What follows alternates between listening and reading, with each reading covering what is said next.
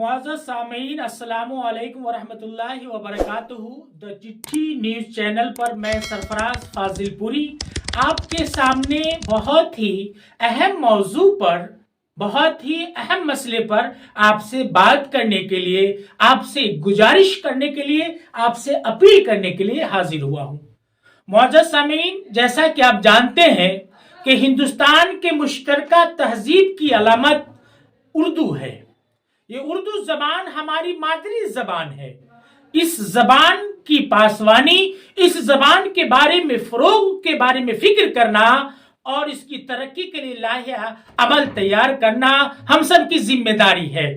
उर्दू हिंदुस्तान की खालिस जबान है। इस जबान ने इसी मुल्क में पैदाइश पाई है, यहीं पली बढ़ी और तरक्की पाई है। लेकिन अफसोस आज इस हिंदुस्तान की खालिस मुश्तरका तहजीब की अलामत वाली शीरी उर्दू जबान को एक खास तबके के साथ जोड़ दिया गया है, जो बिल्कुल भी दुरुस्त नहीं है। सामीन, ये जबान वाकई हिंदुस्तान के तहजीब व अलामत की निशानी है, लेकिन ये हमारी मादरी जबान है। इसलिए हम तमाम अहले उर्दू, मुहिब्बान उर्दू और उर्दू की पासवानी का दम भरने वाले तमाम लोगों से ये अपील करना चाहेंगे कि वो उर्दू के फरोग के बारे में कोशिश करें।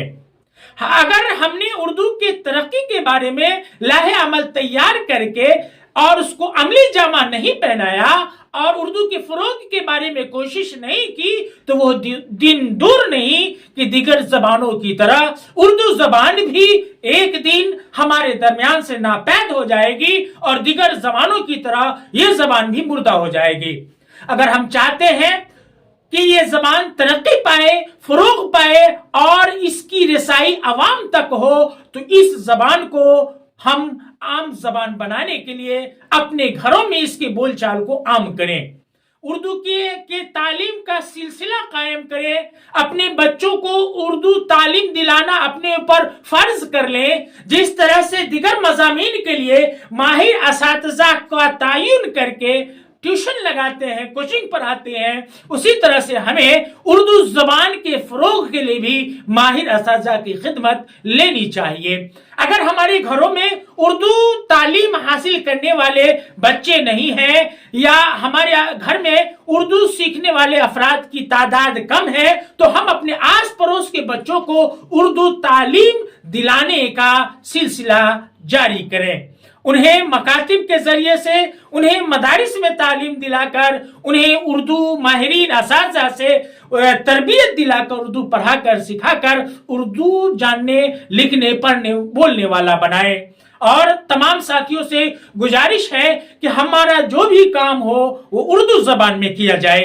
मसलन हम शादी वगैरह का कार्ड जब शाया करवाएं तो उसमें उर्दू रस्मुल खत का भी इस्तेमाल करें। इसी तरह से इलाके में किसी भी तकरीब का दावतनामा जब अवामी तौर पर हम अवाम को पहुंचाएं तो उसको भी उर्दू जबान में ही तहरीर करें। इसी के साथ साथ हम अपने कारोबार का हिसाब व किताब भी उर्दू जबान में करें। इस तरह से हम अपने जबान, मादरी जबान की तरक्की, मादरी जबान की फरोग में एक मुआविन बन सकते हैं।